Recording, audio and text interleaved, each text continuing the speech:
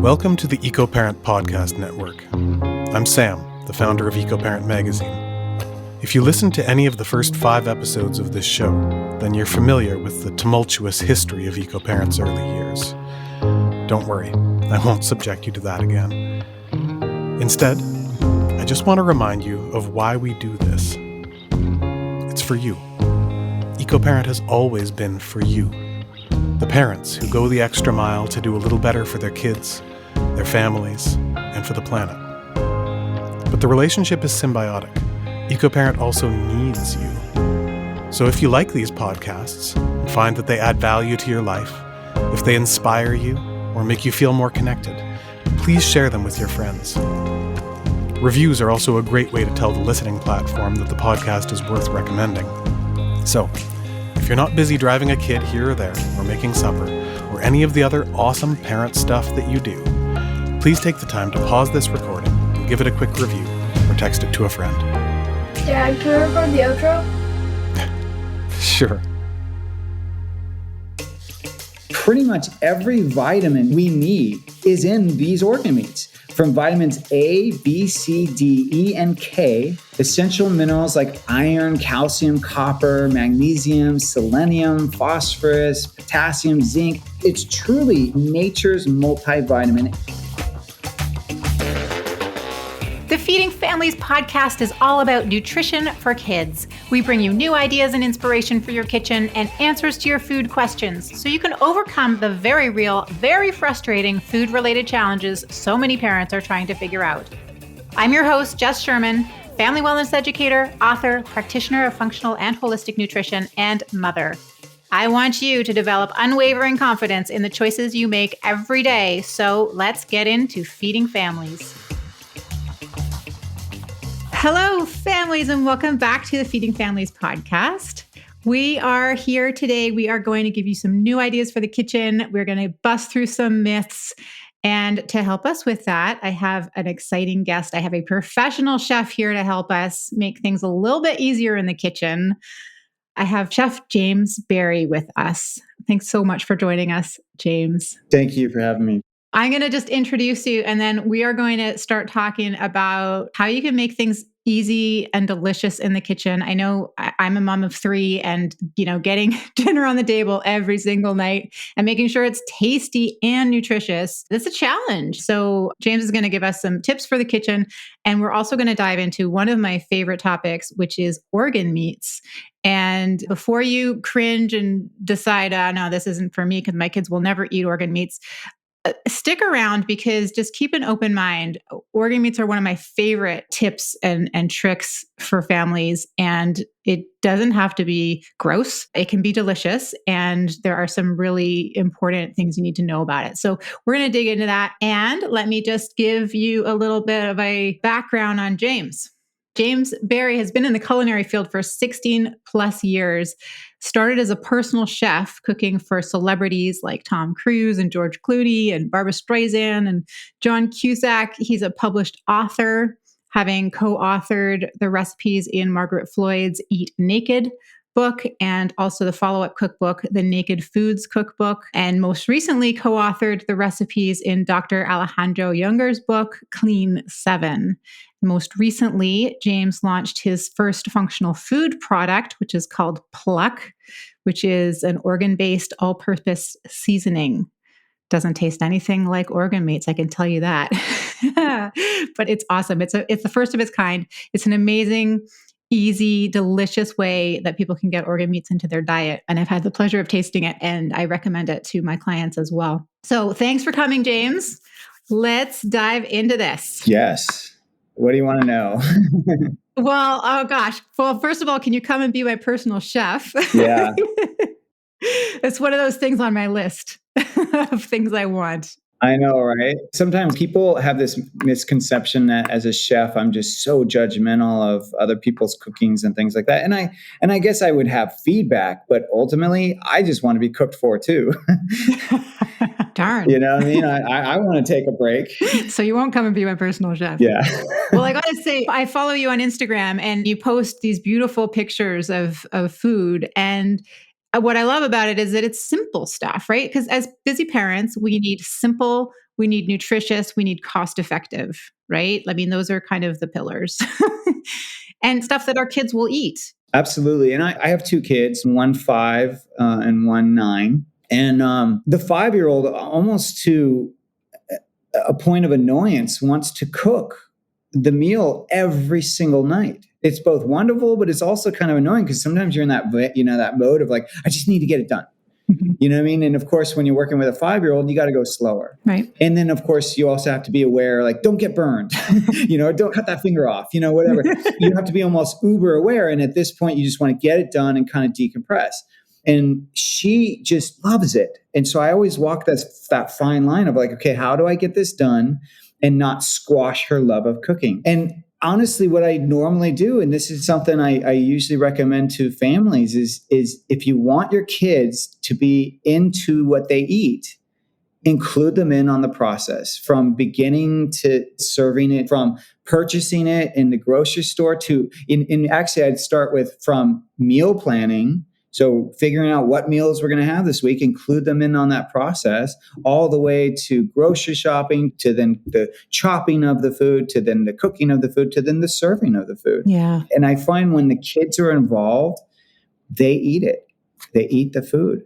Yeah, no, I agree. I find it's all part of developing that culture of nourishment in your home, right? Like this is how we deal with food. This is part of our life versus, food so quickly becomes an afterthought and becomes okay, we'll just squeeze it in here in between soccer practice and music lessons, or life gets so busy and it gets kind of put off to the sideline. And if we don't make a conscious effort to say like, no, actually we're going to make room for taking the kids shopping or taking the kids to the farmer's market or being in the kitchen, and it's going to take longer. Yeah. And if you are a family, it's like, look, I can't take the kids this week. Like, I'm not suggesting to make it hard for yourself. Like as a parent, we have to make it work for ourselves so that we're in a good space to then be good parents, right? We can't just always make it about the kids. We have to take care of ourselves. It's like that saying of like, you got to put your oxygen mask on first before you put the kids on, right? If you're taking care of, if you're in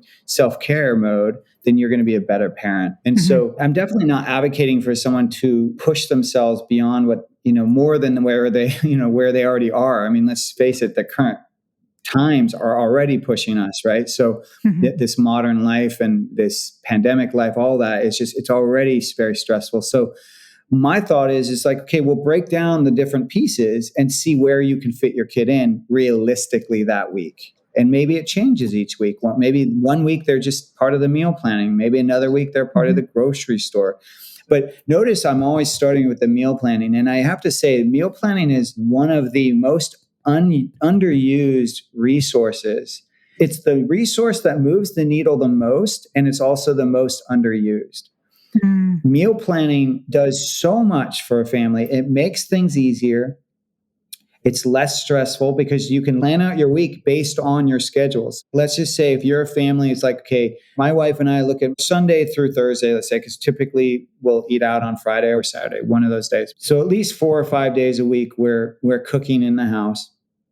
And what we'll do is we'll look at our work schedule and we'll say, okay, this is a busy day. Like this day, I really need to go full force. Got meetings all the way from 9 to 5. And we like to try to eat by 5:30.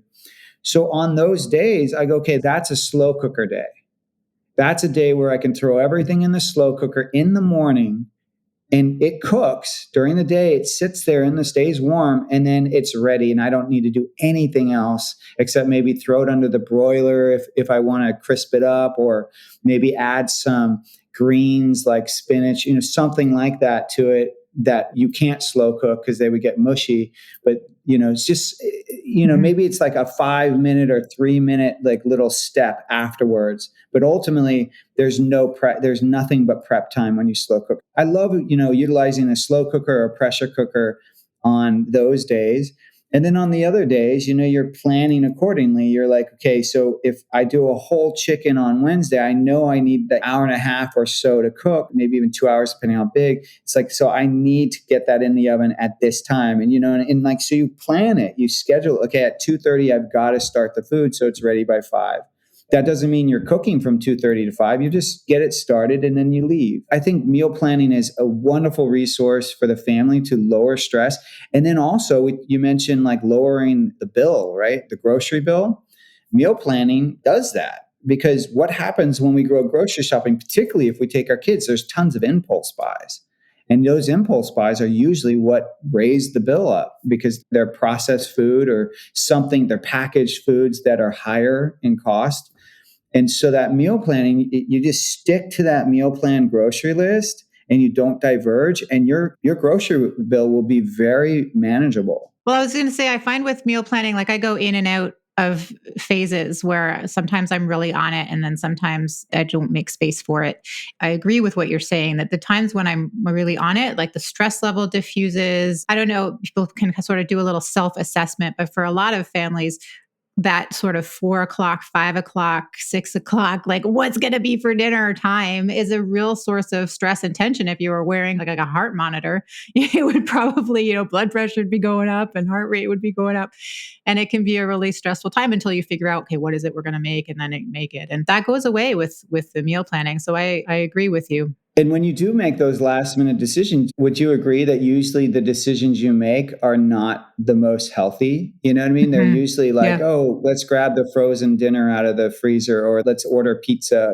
When we make these last minute decisions, I find I don't make as good of a decision. Yeah, more expensive decisions too. Yeah, the meal planning really solves that. One tip I have for meal planning that I think helps make it easier is sometimes we run out of ideas if we're just basing it off of our previous cooking experiences or just our knowledge of cooking. So I always recommend, get one of those like kind of Bon Appetit magazine, join one of those. So you're getting a new cooking magazine every month. And then as a family, go through that and everyone can flag the recipe that you want to add to the meal plan that week or, in the weeks to come. And so don't feel like you have to figure it all out. Like we all have so many cookbooks on our shelves that we're not utilizing, right? So 1 month you're using that one and you're pulling the meal plan ideas from that cookbook, but utilize these tools that are around you opposed to within you, if that makes sense. I'm one of those people who I can't follow recipes very well, but I'm totally different from my mother. My mother can't cook unless she has a recipe. Whereas I'm one of those kind of throw things together types. But I find cookbooks are great for learning new little techniques that you never would have thought, like, oh, wow, I never would have thought that this and this taste good together. And yet it keeps showing up in this recipe. And then that becomes part of your culinary repertoire, right?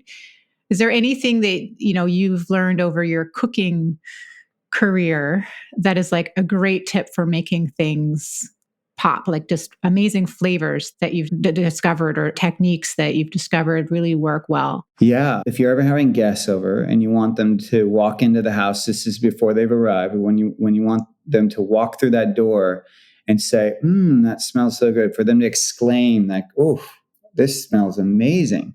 All you have to do is saute onions. Yeah. That's it. Just make sure there's some kind of sauteed onion thing going on in the meal and have that going. Yeah. It's so good, which is really interesting because for a couple of reasons. First, the digestion starts in the brain. Right. So as soon as they start to smell that, you're helping with their digestion. And also onions are also really helpful for digestion too. Yeah, it's fascinating. Also when you saute them, it brings out the sweetness and that kind of permeates through the air. So you get that little sweet and savory thing going on. And it's a beautiful way to kind of inspire hunger and appreciation for what you're doing. And then lemon zest, actually. Lemon juice or lemon zest is a wonderful tool towards brightening food up. Like any food that you kind of feel like, okay, it's well salted, but it just feels a little flat. Just add a little bit of lemon juice or lemon zest and it will brighten it right up. Oh, cool. I'm going to try that one. Awesome. Yeah, it's pretty amazing. It's a really cool tool. So let's talk about organ meats, because I also feel like they can add a significant flavor. They're very strong. Why are you so excited about organ meats? Where did that come from? Yeah, well, I didn't grow up eating them, that's for sure. Even though my mom would every now and then have the gizzards from the chicken or the liver and onions or something. And I know she grew up eating them. That's what's fascinating is most of our previous generations grew up eating them, but yet for some reason, those of us in our 60s and lower are not. It's very weird that we lost that. But in my time in the health field and being a chef, I'm always looking for what is the most nutrient-dense food and how do I get it into people? How do I support people? Because what's fascinating, I really find this fascinating. There's like 30%, and I think it's even higher than that. I think it's maybe even closer to 40% of the world's population is nutrient deficient. But if you just focus on, let's say for the US, we're not overly thin, right? The US also has an obesity epidemic. So that means we're nutrient deficient, but calorie rich or calorie sufficient. So that is fascinating to me. And so that tells me that the food choices we're making are not serving our bodies. They're not providing the nutrients we need. And the food that we're eating is giving us way more calories than we need and creating inflammation and overabundance of fat, whatnot. So clearly it's not serving us physically, mentally. It's not serving us really at all, the majority of the food choices we're making. And when I look back at our ancestors, what I see is like, okay, well, they ate more nose to tail than we do. We really focus on muscle meat, packaged processed foods, of course, too, but we really have lost that kind of ancestral way of eating, that kind of nose to tail eating. And I truly believe, some of the ailments that are going on right now due to these nutrient deficiencies. I mean, some people would argue that your susceptibility to these viruses that are going on, and I'm not even talking about the current virus, I'm talking about any virus, is because of that nutrient deficiency. There's a lot of talk of vitamin D, for example, right? Well, when you look at organ meats, pretty much every vitamin we need is in these organ meats, from vitamins A, B, C, D, E, and K, essential minerals like iron, calcium, copper, magnesium, selenium, phosphorus, potassium, zinc. It's truly nature's multivitamin, and it's right there for us, and we're not eating it. To me, like 2022, I'm on a mission to support people in trying organ meats, because I truly believe that if we can start to eat more organ meats, that we will change the world for the better. We will support that nose to tail eating. We'll utilize more of the animal, which means less waste. And also by doing that, we're supporting these farms that are regenerative and that are taking care of our environment instead of sapping our environment. So we're supporting the environment. We're supporting our bodies, but also anxiety that comes up a lot in people right now. The insecurities, the depression, all that stuff. Yes, it can be affected by external environment, but it can also be affected by chemical environment, like by what's going on in your body. And when you're a nutrient deficient, you know this, you're the expert, right? When you're nutrient deficient in, let's just say, B vitamins, you have heart palpitations, your heart races, you have higher anxiety. And these B vitamins are what organs have a plethora of. I mean, the B vitamins in organs are off the charts, right? So my mission is to support people getting more organs in their body. In 2022, I'm trying to reach 1 million people. That's my big, hairy, audacious goal. I'm trying to reach 1 million people to just try organ meats, to start to see how they change you chemically and they support your environment as well. And I really do believe we will fix most of what's wrong in the world. I really do believe that. I'll be one of your people. We can, I mean, I've tried them already. So will my family. So you can mark down 5, and hopefully everybody else who's listening to this, yes. Because I see this in my work too. I mean, the kids that I work with are having learning troubles, cognition problems, memory problems, anxiety problems, depression problems. And one of the first things I tell them is like, here is a nutritional power punch for your kids. Like you say, all those nutrients that are required for the mitochondria, the energy production centers of your body, which we need that energy for our body to function and to fight viruses and to fight bacteria and to keep ourselves healthy and to move and to grow and to think.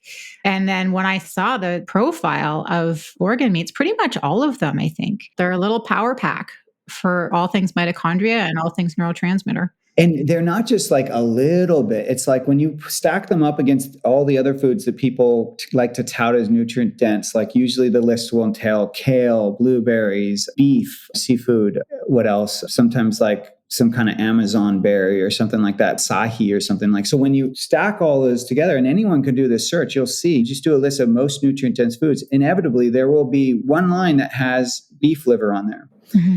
And the numbers in beef liver just are like not just a tinge higher. It's like 10 times. It's 7 times. It's like the amounts are off the charts. And so people need to understand when you're eating foods with, for example, synthetic vitamins, which, if your kids are eating cereal in the morning, that is nutrient deficient, nutrient void food. That's why they add vitamins to it, right? It's because it's dead.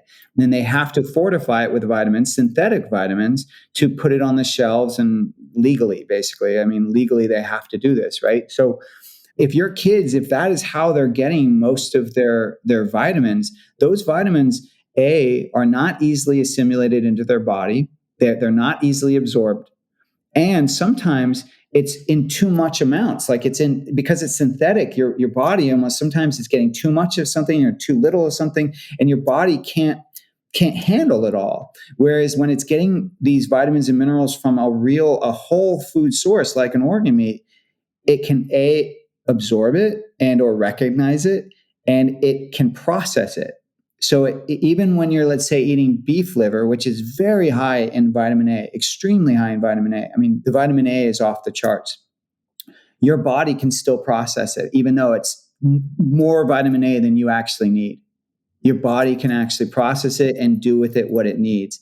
And, actually, here's a tip. And I recently learned this, actually. I didn't know this, but Sally Fallon from Weston A. Price talks about this. So when you are cooking with beef liver, it is highly recommended that you actually cook with lard. So, usually when we're cooking with livers, we want to add fat to it. So you're either adding, butter or ghee or lard or some kind of fat, right? That's really how you make, for example, pâtés. That's ultimately what it is: organ meat, pâté, fat, and then some kind of seasonings. And so when you're making a beef liver pâté, it's really important to use lard because the lard is high in vitamin D. And so that vitamin D and the vitamin A mixed together actually support each other. And the vitamin D is going to support your body in absorbing more of that vitamin A from the beef liver. And I never thought about that, but I find that's true when you actually dig into the history of food. You'll usually find certain foods paired with each other, and there's a reason for it that may have been lost over time. They don't look at it from a nutritional standpoint, but it was just, this is just how we do it, right? That's how they'll explain it. But usually there is a nutritional reason for it. Yeah. I see that a lot in various traditional dishes of just this pairing. I think sausage and sauerkraut is another one, right? This vitamin C and the probiotic bacteria in sauerkraut. Now, and it also tastes delicious. This is the other beautiful thing about food, is that the pairings that are nutritionally helpful also taste delicious together, which is fascinating. It really is. I love learning about the history of food. And, the history of organ meats is fascinating too, if you all want to delve into that. Yeah, let's talk about that for a little bit. Like, why do you think they kind of fell out of favor? Because I agree, like my grandmother ate it all the time. My mother kind of maybe a little bit when she was growing up. I never had it as a kid. And then I only became interested in it when my kids were babies. And I was learning about the importance of organ meats and all of the nutrients for babies, but it was kind of foreign. So how did that happen, do you think? Well, from my research, organ meats, typically the name that is associated, it's called offal, which is awful. Yeah, it's because a lot of people think organ meats are awful, but the name actually refers to, they think at least, to when you go to butcher the animal, these are the parts that fall off. So offal kind of refers to fall off when you're butchering the animal, but Offal with an O instead of an A. Yeah, exactly. OFFAL.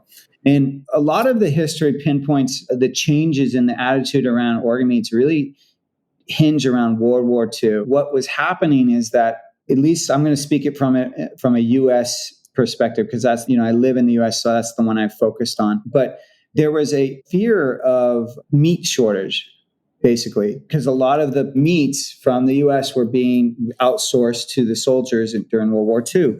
And so there was a fear of basically that they were going to run out.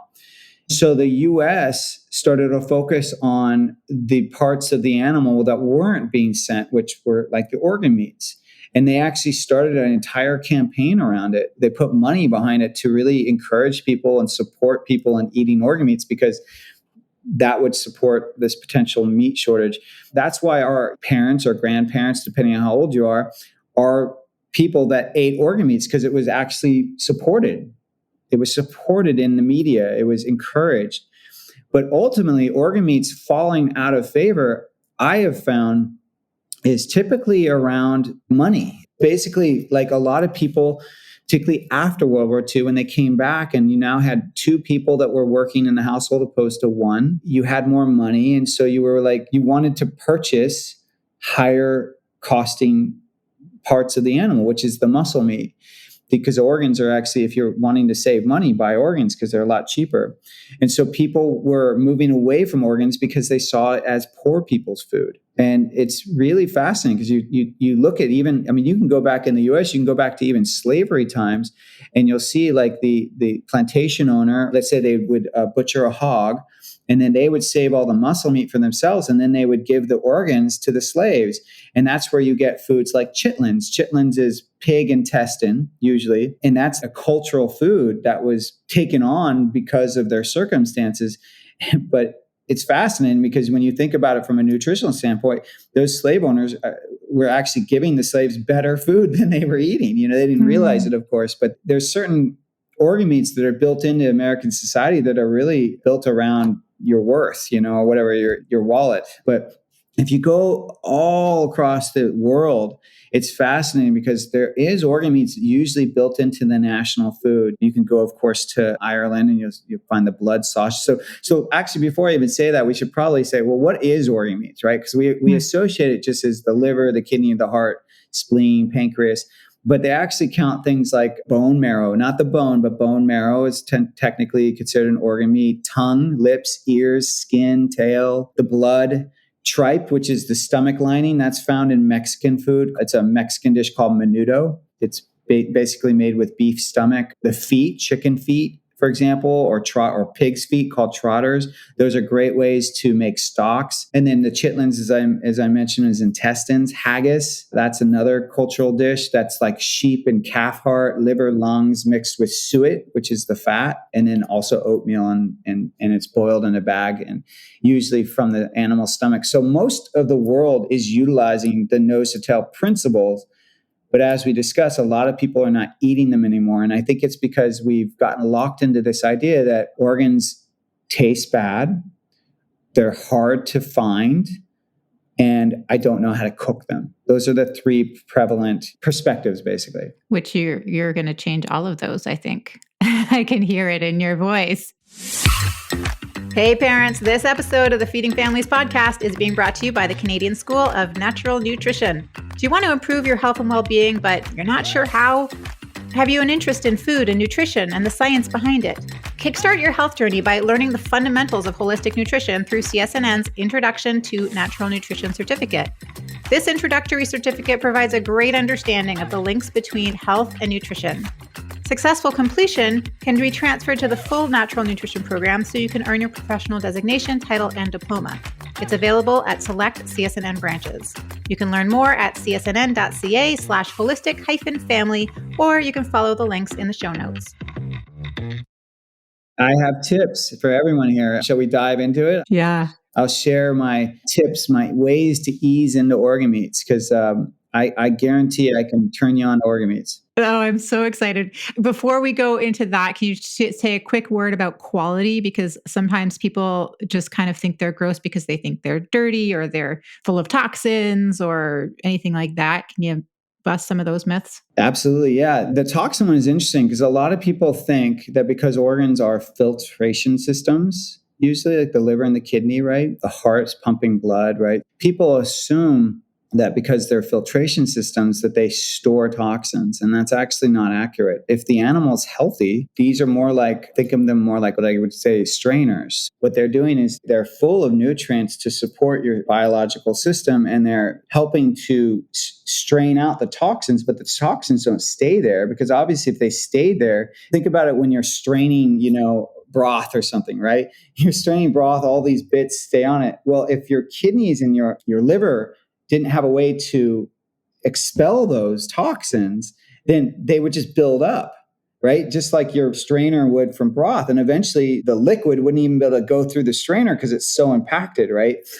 But that's not how our organs work when they're working properly. What happens is that we have systems like sweat, we have poop, we have pee, we have methods of these toxins leaving our bodies. Now, if your body's not working properly, then what happens is it gets stored in the fat, not in the organ itself, because the organ's job is to work properly.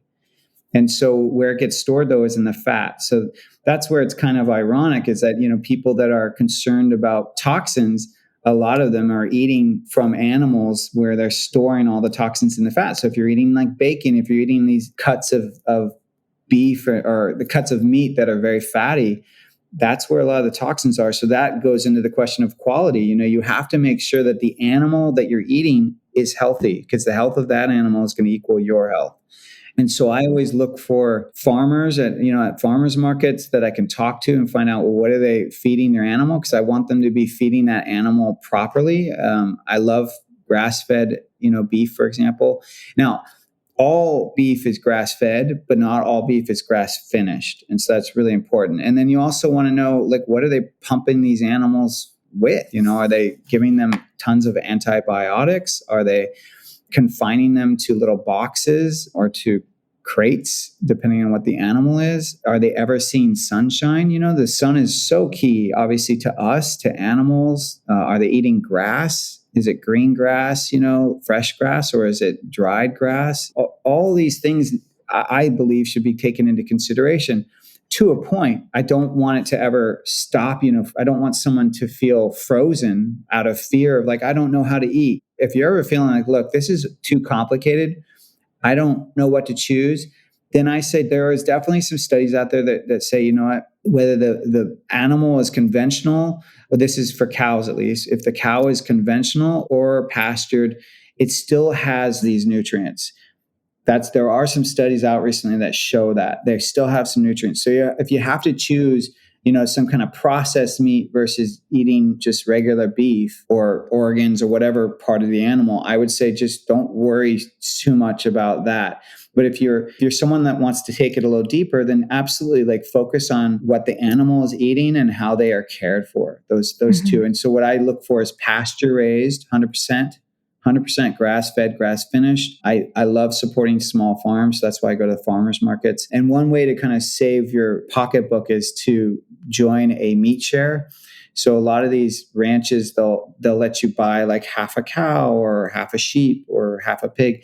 And that's a lot of meat. I'm not recommending one family buy a whole half a cow. You can split that with 4 other families. And then you're getting cuts that would normally cost $10.95 or more. You're getting them for like $6.95. You're getting them sometimes just from $6 to $10 cheaper than you would in the grocery store. So it's a really good deal if you can find it. I think one of my biggest hacks as a parent is to have a chest freezer. Oh, yeah. I love my chest freezer because it cuts down on the amount of time I have to spend shopping. I can buy more, and you have to budget, right? Because you're going to be spending more money at one time. So it doesn't work all the time, but if you can budget for it, it just makes things so much easier to have a big storage. Do you ever get overwhelmed though because one of the issues people run into when they do a cow share or something is they're worried about they're going to get a cut of the meat that they don't know how to cook. Do you ever get overwhelmed by that? Yes, absolutely. Because you don't necessarily get what you're used to or what you would buy if you just went to the store. You get what you get. Right. Yeah. So help us out with that. Yeah, well, I wish there was one tip I could give for every cut. It's just there isn't. I mean, depending on where it's coming from the animal, there's just different ways of cooking it. There's going to be some meats that really do need to be slow cooked, like the tail, oxtail needs to be, slow cooked. What's some other cuts? The cheeks, of course. I love brisket, love brisket. And that's one that needs to be cooked for a while, to break it down, so typically, the tougher it is, the more it has to be cooked. But the truth is, we live in a day and age now where you can look up anything. So my hope is that you don't let that discourage you from saving money and getting a cow share. save the money, get the cuts that you don't know you're going to need, because the idea is nose to tail, right? We want to eat parts of the animal we're not used to. And it's good to be challenged. It's good to be kind of forced into a position where you have to expand yourself. Mm-hmm. And so I encourage you to not shy away from that, and just to simply look it up. Go to your internet browser and just put in that cut. Just say, oh, here's a brisket. How do I cook a brisket? And I guarantee there'll be like 10 rated recipes that pop up that you can go off of. And most likely the top 10 one of them, they're probably all really good. There's going to be something that's good. So I guess the key is just don't be afraid of expanding yourself in that way, because your body's going to benefit from it. The benefits we get from one part of the animal is different from the other part. So it's really important to kind of get that variety in your diet. Yeah. And I think I've seen some resources from you as well on different ways of cooking different things, and the cookbooks that we mentioned at the start. Are there some resources in there? Absolutely. Yeah. Like I said, I use a slow cooker or pressure cooker a lot. So I think any search of pressure cooking brisket, for example, I just did a brisket recently. Like a lot of people think briskets need to be smoked for 12, 24 hours or something like that. And it's like, yeah, they can be, and they're very good when they are. It's delicious, but we don't all have 24 hours to plan for our meal sometimes. So I found a recipe for an Instapot brisket, which it's basically like 75 minutes. So you put it in the pressure cooker on high. I added onions, a little garlic. I let the fat from the brisket kind of become the liquid, and I did salt and pepper and whatnot. And I put it in that pressure cooker for 75 minutes. And after 60 minutes, you release the pressure. So it's just basically cooking for about an hour and 15 minutes. And then I stuck it under the broiler, fat side up, to crisp up. And it was good. I mean, you still had to cut it with a knife. It wasn't like butter, but it was really good. And it was not an all-day affair. So just back to the quality piece, I want to just highlight for people what you said, which was don't stress too much about it. Do what you can and, get the best quality that you can, but get what's available to you. And I think I also wanted to point out that animals don't live that long typically, right? So in terms of the quality of their organs, I think it's really important that people know that toxins are mostly stored in the fat. So if you're going to spend a little bit more money, spend it on good quality, healthy, organic, clean fats versus cheap fats. And organ meats are very low in fat. And it's coming from a young animal that hasn't had a whole lot of time to build up toxins. All of those things I think are good. Now I can feel the people who don't eat meat, or I can feel people cringing, saying, "Really, do I have to?" Obviously, you don't have to do anything, but I hope what you're hearing here is an encouragement to cultivate this. It's a sense of curiosity around something that used to be, and still is in many parts of the world, a real cornerstone of the culinary experience, and has kind of fallen out of favor for one reason or another, but holds huge potential to nourish your family in ways it's hard to get. It's hard to get enough, vitamin A, vitamin D, CoQ10, all of the B12s. It's, not hard to get, but often kids don't eat a lot. And so we want to make sure that what they do eat is packed full of nourishment. And this is a really great resource available to you. I want to stress what we talked about earlier, which is that these are nutrients that are absorbable. And that's really important, because when you think about it, talk about how you spend your money. If you're going to buy meat or you're going to purchase these high quality foods, which are more expensive, you want to make sure you're getting the bang for your buck. And when you eat organ meats, those are nutrients that your body recognizes and can absorb. Like the iron in organ meats is heme iron. That's like I don't know, what would you say, like the Ferrari of animal meats? You know what I mean? Whatever the highest luxury car is out there, the equivalent in animals is anything heme, anything that your body can absorb. And so that means you're getting the bang for your buck. Your body's going to get all the nutrients in that item, which you can't say about processed foods. You can't say that about many of these other foods out there, even some vegetables. Like sometimes your body can't absorb all of it, and sometimes your body needs a lot more of it than you're actually giving it to get it. But from organ meats, we maximize it. And a little goes a long way with organ meats. And there's a synergy, like you mentioned, right? There's a synergy between all of the nutrients that are in there. And you can't get that from supplements. I think sometimes we get very, focused on your multiple pill bottles to make sure that you've got your nutrients covered. And even I slip into this as well to make sure all the nutrients are covered. But if we step back and just remember that food, animals and plants give us the synergy that we need. And there's compounds in there that we probably don't even know about yet. We like to pull things apart and understand the minutia, but and we can't recreate. Yeah. Well, people forget that. Like let's say when you get like vitamin C tablets or something, that's parts of the orange, that are isolated, but they cannot create an orange in a laboratory. They can't do it. They don't know how to isolate every single nutrient that's in an orange. So you will always get more nutrients from the source than you would from, let's say, a supplement or a vitamin. Now, the only issue is that our soils are getting depleted in these hybridized seeds and these GMOs, these modified seeds are showing that they have less nutrients than our heritage seeds did before.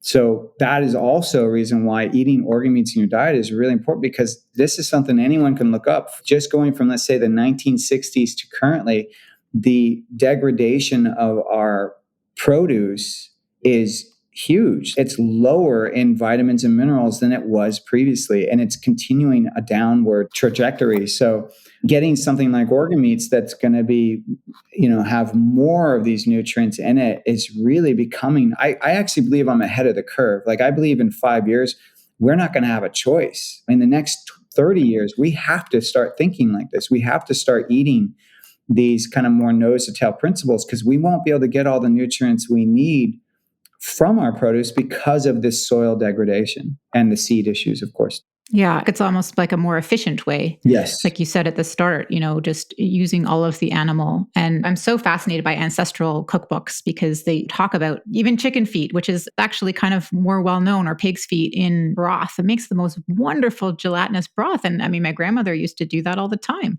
And again, it just sort of fell out of favor. But once you try it and your mind is blown as to the gelatinous goodness that comes out of that. Oh, so good. And it sounds really gross. And don't look at it while it's cooking. I caution you, because it's really freaky. Yeah. Do you peel your chicken feet? Oh gosh, no, I didn't know you were supposed to do that. If you peel them, you'll get even more, because there's it's kind of like the tongue. If you ever have beef tongue, it's like a sheath around the tongue to get to the muscle. And it's the same thing with chicken feet, is there's like a little tough skin around them. Some recipes will tell you to skin them first before. So that's definitely for a more advanced and adventurous foodie.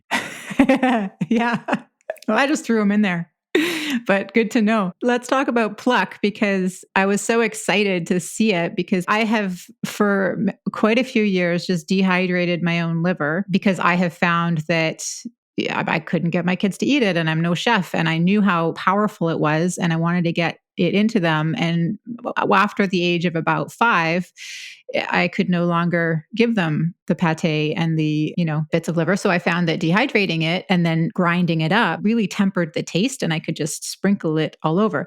But it's very labor intensive and it stinks. So I was very excited to see Pluck, because it's not only liver, it's everything. Tell us a little bit about it and why you created it and how people can use it.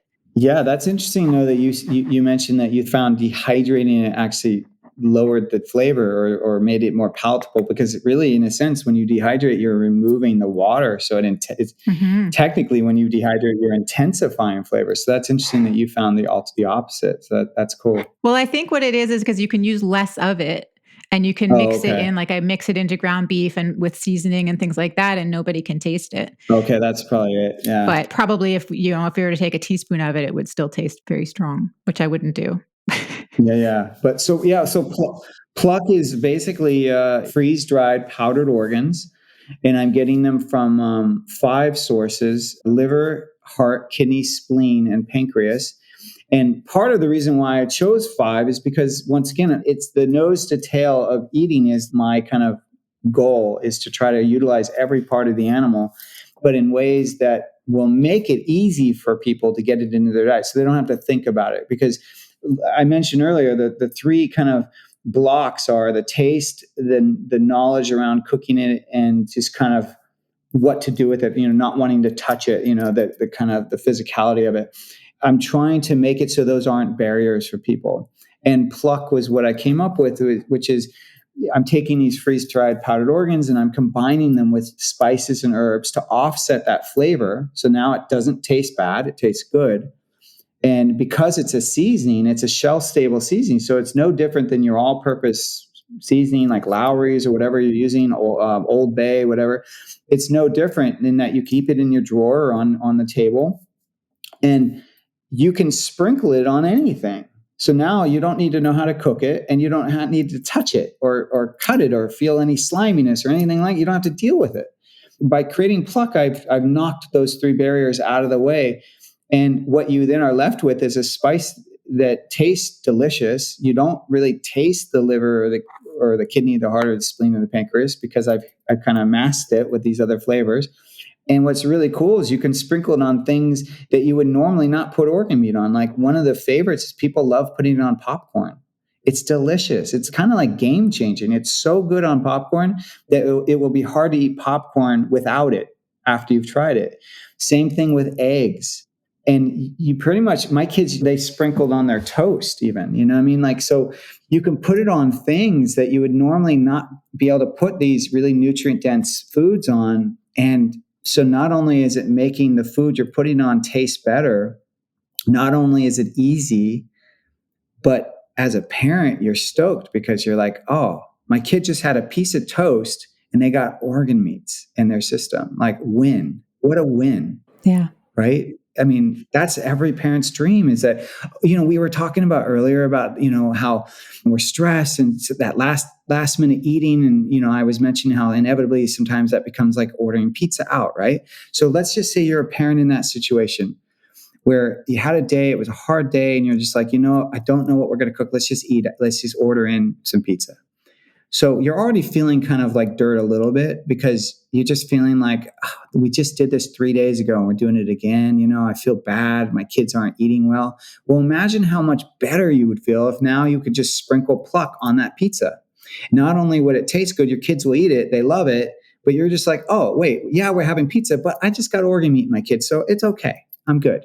You know what I mean? It's like, it just makes you feel a little bit better about your choices. I think that has the potential to reduce a ton of stress for parents. I think so too. I come across so many parents who are like, I know our diet could be better. I just can't get my kids to eat it. And it causes the biological reaction, especially, I find, especially in mothers, just because that's kind of like, we take that on as our job of like, I got to nourish my kids. Obviously, you do too, because you became a chef and you're passionate about your children's health. So don't want to disqualify dads. But I do find this sense of like, I'm not doing enough. I wish my kids would eat better. I just don't know how to do it. I just don't know how to get it in them. This really fills that gap to give one option. I mean, it's not the be all and end all. We also want to cultivate curiosity and get them to try new foods and expand their palate and, take them to the farmer's market and all those things when we can. But like you said, not every day affords that opportunity. And this is a great piece of the puzzle to just like get that nourishment into them in an easy way. And it is delicious. It's salty and kind of savory, and haven't tried it on popcorn yet, but will do.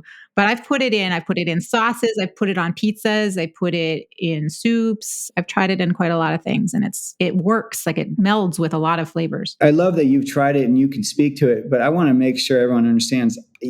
Am I passionate about it because it's my company? Yes. But I'm a parent. Like, I created this so I could give it to my kids. So like, I'm stoked as a parent that I'm getting organ meats into my kid, because I believe, as I said earlier, that organ meats are going to save the world. I really believe that. And I believe that if we can get more of these nutrients in places that we're not, like, how are we normally seasoning our food? Well, with salt and pepper, or with some kind of, already mixed seasoning. And a lot of those seasonings are either over salty or they're over sweet because they put sugar in them. So a lot of them aren't really good for us. So we're already seasoning our food. I look at Pluck and I'm like, okay, so Pluck is better for you. It's giving you more nutrients, but yet there's no new habit change. So which is exactly what you said. It's not stressful. I'm not telling you like, okay, you got to buy this contraption, this new pressure cooker that also has a frying lid, and you got to learn how to use this. Take time out of your weekend, learn how to use this, and you got to cook it for 30 minutes, but then release it for 15, and then check that it's on high or low. There's not all these things to it. It's like I'm not reinventing the wheel. I'm saying, look, we're already seasoning our food. Let's just use better quality, nutrient-dense seasoning to do it. Mm-hmm. Let's just do that. Mm-hmm. And it's a win for all of us. And I did not know this when I created it, but what's really cool is that I haven't met a kid that doesn't like it. When I say it's kid-friendly, it really is. Like, kids love it, which I think speak to you just mentioned, like, expanding the palate, right? I think it speaks to the umami that's in Pluck. This is kind of fascinating. So organ meats have a natural umami, and umami is what they deem the fifth taste. We have sweet, sour, salty, bitter. And then in Japan, they discovered umami, and it's a unique flavor. It's not like a hybrid or something. It's totally unique. And so you can describe it a little bit as meaty, little savory. That's what umami is. It's a little meaty, little savory. But it brightens, because it's unique, it brightens the flavors of the other four flavors, right? So it makes the other flavors taste better. But what I find too, when you're talking about being more adventurous as an eater, it starts with your palate. Like, it starts here. And so if you're eating foods that are tapping these different flavor receptors in your mouth, that's going to trigger other receptors. So when you have something that's umami, it's going to inspire and expand your palate to try other things and to not find them as gross or bad. It's going to start to condition your palate and expand it. So I believe kids love it because their bodies want the nutrients, but also as parents, I look at it as like, oh, I'm conditioning my child to be more adventurous with their food and be more open to things. And even though they don't know it, this product is going to slowly condition them to accept new flavors into their mouth. Yes, I think you are bang on that. And because I see this, when you get the nutrients in and you get the flavors in, the palate starts to expand. And it's counterintuitive, and it's hard to wrap your head around if you're a parent of a picky eater, because parents of picky eaters see their kids like whittling down their desires, their curiosity. So you kind of have to just use a little bit of suspension of disbelief when James and I are telling you this, that as you kind of introduce these things, and this is a really simple way to do it, it will start to expand that palate. So on that, can you give us a few sources of umami, other foods?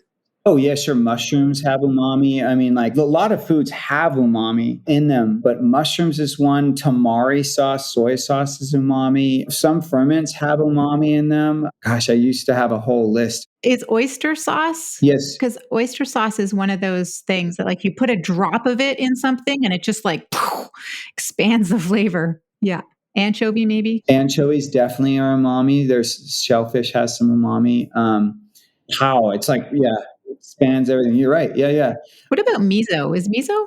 Miso is umami as well. Yep. So umami shows up in processed foods a lot. So umami taps the part of our brain that basically wants to overindulge in food. I can't remember the part of our brain, but it's the part that makes you want to keep eating a chip, for example, And so you're going to find sources of umami in a lot of processed foods. Now, usually it's showing up as MSG. MSG is a pure form of umami, and MSG is monosodium glutamate. You see a lot of processed food makers putting it in their food because they know it's going to heighten the flavor, but it's also going to support that part of your brain of wanting more of something. But that's why I love organ meats, because organ meats have not only the natural umami flavor, but it also has the nutrients. So it's not tricking your brain, because our brains associate flavor in the wild, things that have flavor with nutrients. So when we go to the grocery store and we're eating this incredibly synthetically flavored product that has this heightened flavor, but then has no nutrients, our bodies, they get very confused.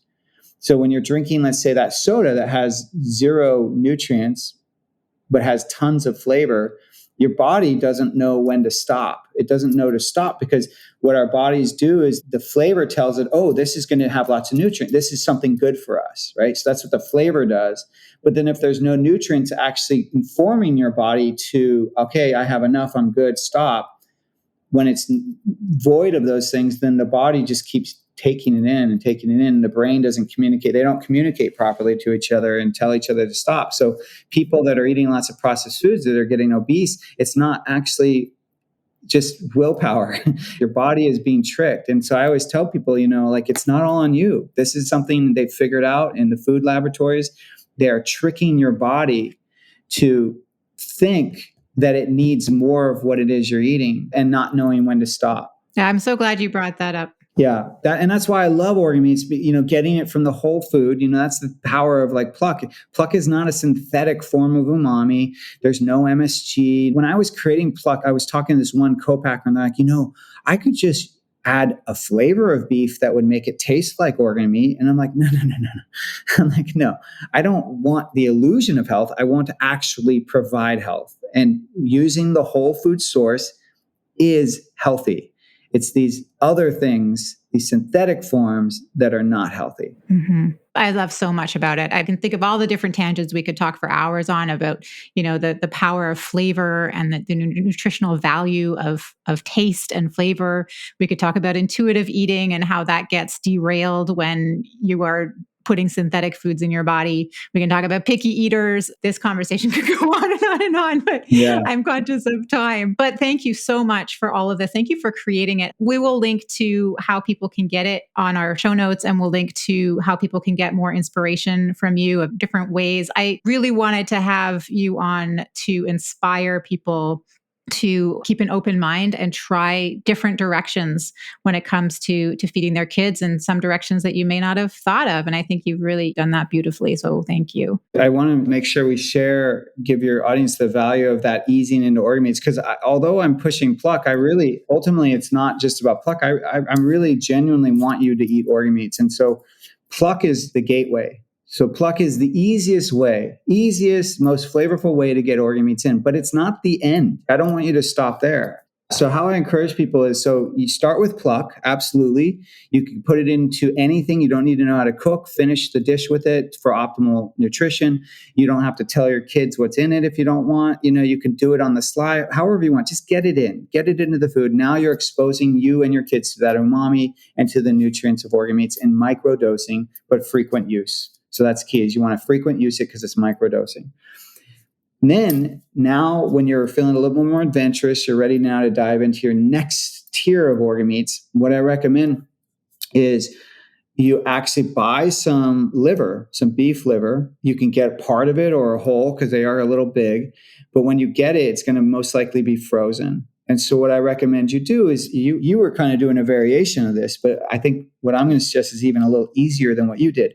Is you take that frozen liver and then you grate it. So just keep it frozen, but pull it out and grate it into your ground meat. When you're making hamburgers or meatloaf or anything, spaghetti, so anything with ground meat in it, and it doesn't matter if it's beef. It could be turkey, chicken, whatever you want, but just grate that beef liver just a little bit. I usually recommend start at small percentages. You're doing a pound of ground beef, let's just say.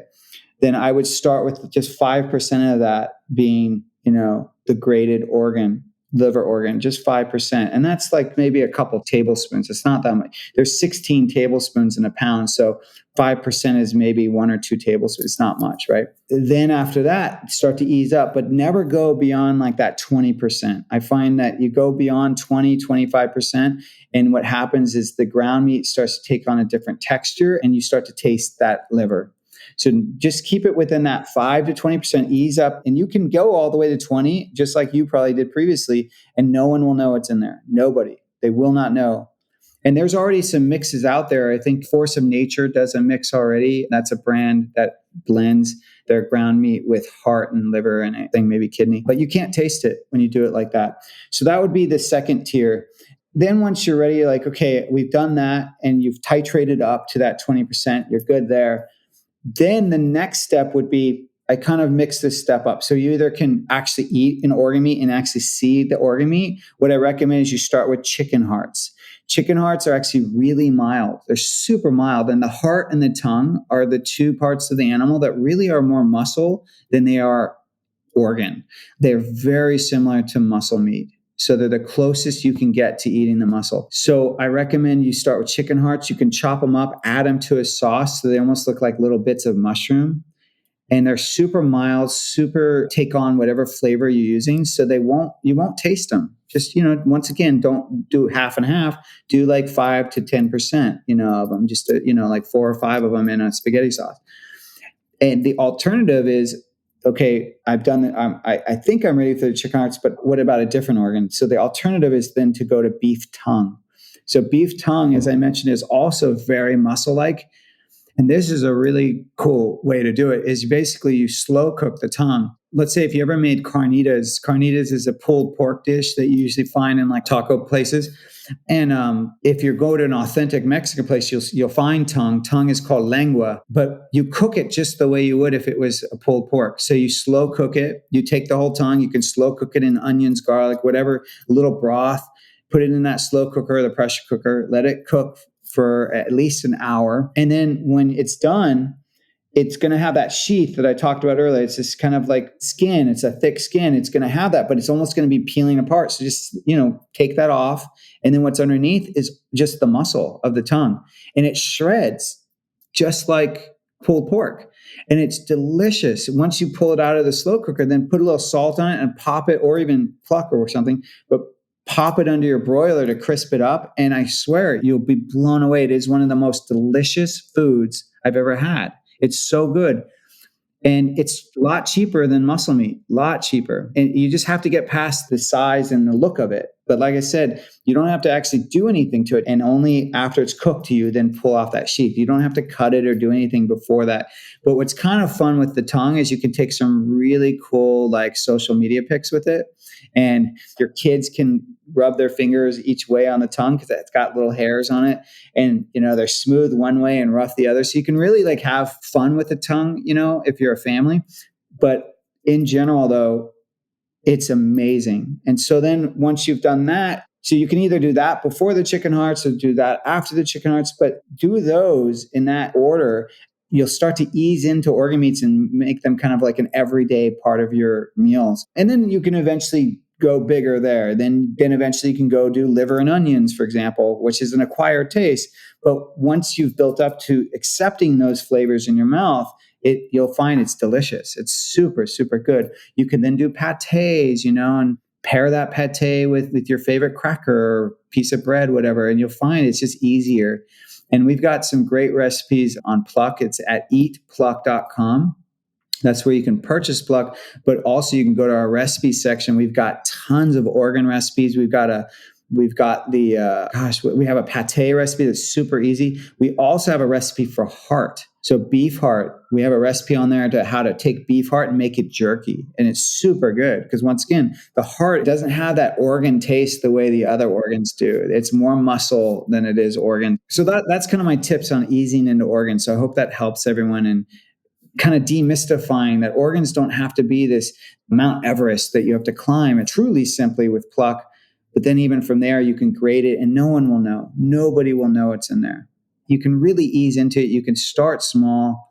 Yeah, except you'll know and you'll be like, yay, win. Talking about hearts and tongues, again, I'm thinking of like the vegetarians out there or the people for whom this is like so foreign, or we're like, I can't even get my kid to eat an apple, let alone a tongue.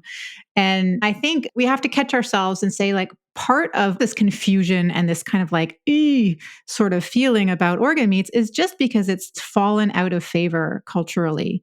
But again, like we've said a couple of times, there are parts of the world and there are cultures, and even our own culture many years ago, like this is a part of our culinary tradition. It is such a valuable tool for nourishment.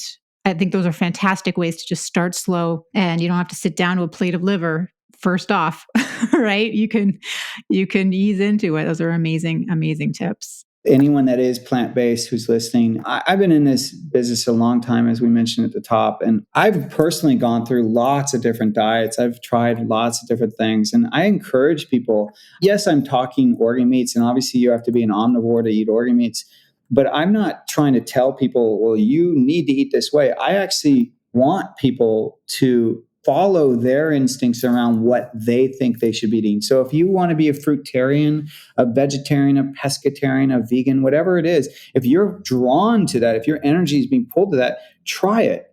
Go for it. There's no diet that is exactly what everyone should be doing, in my opinion. However, I do ask you to do one thing, and this is what I ask of everyone. It's just go for it, follow your instincts, but then listen to your body.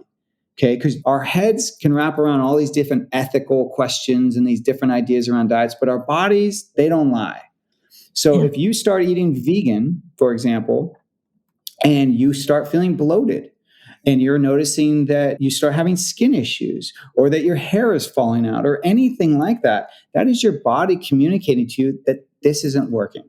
And so that's all I ask is just listen to your body. Let your body decipher what foods, what diet works for you, because your body will convey it. You just got to be listening. You got to know that pretty much almost all health ailments, chronic illness starts with what you put in your body. So if you start having sleep issues, digestive issues, indigestion, gas, skin issues, breathing issues, that a lot of times, if you just look at what you're putting in your body food-wise first, that will resolve a lot of it. Of course, there's more to it than that. There's water, there's air, there's environmental, there's so many other things. I just believe let's start with the food because that's the one we can control. That one we can control the easiest. Yeah, amazing. Thank you so much. So many little golden nuggets in there. I encourage everyone to just follow up with James and look at his beautiful posts, but also not get freaked out by those posts because they are beautiful and not every meal is going to be beautiful, but we all need a little bit of inspiration to try new things. So thank you for inspiring us and thank you for creating what you've created. And I will happily help you on your quest to help people eat more organ meats, but also, like you say, get in tune with their body and land on whatever culinary experience and diet works for their body. So thank you so much for coming. Thank you. Thank you for having me. And anyone can reach us at Eat Pluck. That's our social handle. And feel free to, if you ever have a question, I'm at Chef James Barry with an A. And you can always reach out to me or James at Eat Pluck. So happy to answer any questions. And I just want to support people in getting healthier. So however that looks, let's make that happen.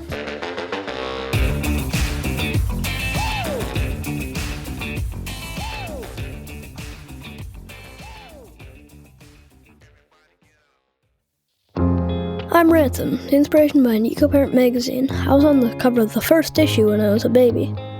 My dad and the rest of the team have worked hard to bring the Eco-Parent podcast network to life, and I think it's pretty cool. I'd like to help out on it someday, so hit that subscribe button, share it with your friends, and give this podcast a review, though it's still around and thriving when I learned to do the audio editing. Thanks for listening. Was that good? Yeah, you totally crushed it.